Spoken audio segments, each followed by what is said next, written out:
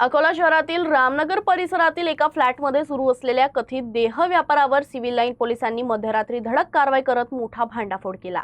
या कारवाईत 2 महिला आणि 3 पुरुषांना ताब्यात घेण्यात आलं असून त्यांच्याविरुद्ध संबंधित कायद्यान्वये गुन्हा दाखल करण्यात आलाय। या प्रकरणाचा पुढील तपास सिव्हिल लाईन पोलीस करत आहेत।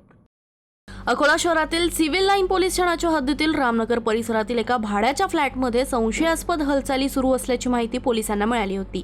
स्थानिक नागरिकांच्या तक्रारीनंतर पोलिसांनी काही दिवस गुप्त पाळत ठेवत माहितीची खातरजमा केली। त्यानंतर नियोजनबद्ध पद्धतीने बनावट ग्राहक पाठवून पुरावे गोळा करण्यात आले। योग्य संधी साधत सिव्हिल लाईन पोलिसांनी मध्यरात्री फ्लॅटवर छापा टाकला। या कारवाईत 2 महिला आणि 3 पुरुषांना ताब्यात घेण्यात आलं असून त्यांच्याविरुद्ध संबंधित कलमान्वये गुन्हा दाखल करण्यात आलाय। घटनास्थळावरून काही महत्त्वाचे पुरावेही जप्त करण्यात आल्याची माहिती आहे। या कारवाईमुळे रामनगर सारख्या उच्चभ्रू परिसरात कथित बेकायदेशीर व्यवसाय सुरू असल्याचं समोर आल्यानं नागरिकांमध्ये आश्चर्य आणि संताप व्यक्त होत आहे। या प्रकरणाचा पुढील तपास सिव्हिल लाईन पोलीस ठाण्याच्या पोलीस निरीक्षक मालती कायटे यांच्या मार्गदर्शनाखाली सुरू आहे।